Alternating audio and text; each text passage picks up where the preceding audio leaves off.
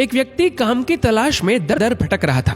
इधर उधर धक्के खाने के बाद निराश होकर जब वह घर वापस लौटने लगा तो पीछे से आवाज आई, ए भाई, यहाँ कोई मजदूर मिलेगा क्या?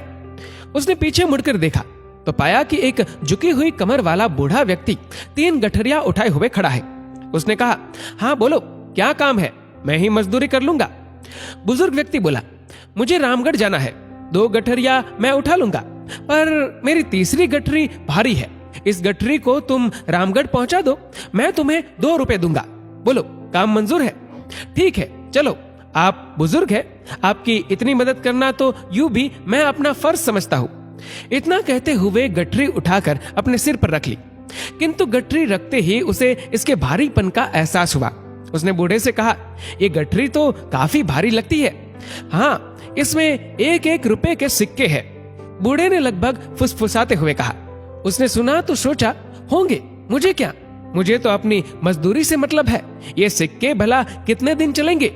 तभी उसने देखा कि बूढ़ा उस पर नजर रखे हुए है। उसने सोचा कि ये बूढ़ा जरूर ये सोच रहा होगा, कहीं ये भाग तो नहीं जाएगा। पर मैं तो ऐसी बेईमानी और चोरी करने में विश्वास नहीं करता। मैं सिक्कों के लालच में फंसकर किसी के साथ बेईमानी नहीं करूंगा। चलते चलते आगे एक नदी आ गई। वह तो नदी पार करने के लिए झट से पानी में उतर गया, पर बूढ़ा नदी के किनारे खड़ा रहा। उसने बूढ़े की ओर देखते हुए पूछा, क्या हुआ? आखिर रुक क्यों गए? बूढ़ा आदमी हूँ, मेरी कमर ऊपर से झुकी हुई है, 2-2 गठरियों का बोझ नहीं उठा सकता, कहीं मैं नदी में डूब ही न जाऊं। तुम 1 गठरी और उठा लो, मजदूरी की चिंता न करना, मैं तुम्हें 1 रुपया और दे दूंगा। ठीक है, लाओ, पर इसे लेकर कहीं तुम भाग तो नहीं जाओगे? क्यों भला, मैं क्यों भागने लगा? भाई, आजकल किसी का क्या भरोसा, फिर इसमें चांदी के सिक्के जो है। मैं आपको ऐसा चोर बेईमान दिखता हूँ क्या? बेफिक्र रहे, मैं चांदी के सिक्कों के लालच में किसी को धोखा देने वालों में से नहीं हूँ। लाइए, ये गठरी मुझे दे दीजिए। दूसरी गठरी उठाकर उसने नदी पार कर ली। चांदी के सिक्कों का लालच भी उसे डगमगा नहीं पाया। थोड़ी दूर आगे चलने के बाद सामने पहाड़ी आ गई। वह धीरे धीरे पहाड़ी पर चढ़ने लगा, पर बूढ़ा अभी तक नीचे ही रुका हुआ था। उसने कहा, आइए ना, फिर से रुक क्यों गए?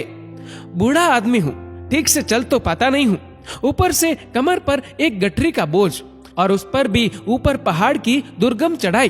तो लाइए, ये गठरी भी मुझे दे दीजिए, बेशक, और मजदूरी भी मत देना।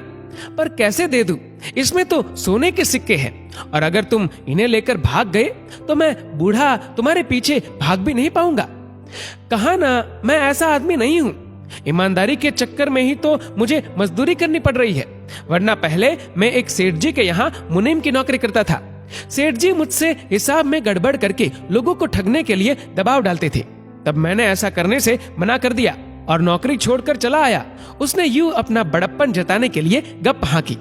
पता नहीं तुम सच कह रहे हो या, खैर, उठा लो ये सोने के सिक्कों वाली तीसरी गठरी भी।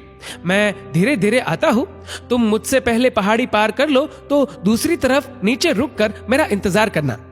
वह सोने के सिक्कों वाली गठरी उठाकर चल पड़ा। बूढ़ा बहुत पीछे रह गया था। उसके दिमाग में आया, अगर मैं भाग जाऊं तो ये बूढ़ा तो मुझे पकड़ नहीं सकता और मैं एक ही झटके में माला माल हो जाऊंगा। मेरी पत्नी जो मुझे रोज कोसती रहती है, कितना खुश हो जाएगी। इतनी आसानी से मिलने वाली दौलत ठुकराना भी बेवकूफी है। एक ही झटके में धनवान हो जाऊंगा। पैसा होगा तो इज्जत, ऐशो आराम सब कुछ मिलेगा मुझे। उसके मन में लालच आ गया और बिना पीछे देखे भाग खड़ा हुआ। 3-3 भारी गठरियों का बोझ उठाते भागते भागते उसकी सांस फूल गई। घर पहुंचकर उसने गठरिया खोल कर देखी तो अपना सिर पीट कर रह गया। गठरियों में सिक्कों जैसे बने हुए मिट्टी के ढेले ही थे। वह सोच में पड़ गया कि बूढ़े को इस तरह का नाटक करने की जरूरत ही क्या थी।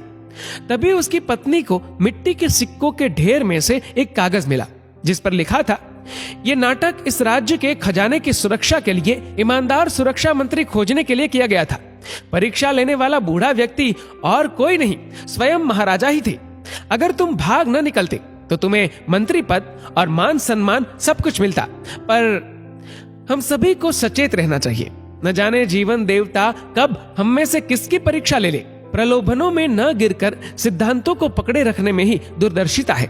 दोस्तों, इस वीडियो को लेकर आपकी क्या राय है नीचे कमेंट करके जरूर बताएगा। और अगर आपको वीडियो अच्छा लगा हो तो इस वीडियो को लाइक करेगा, शेयर करेगा ज्यादा से ज्यादा लोगों तक। और ऐसे ही और भी इंस्पिरेशनल वीडियोस के लिए सब्सक्राइब करें हमारे यूट्यूब चैनल को और फेसबुक पर फॉलो करें हमारे पेज को। धन्यवाद।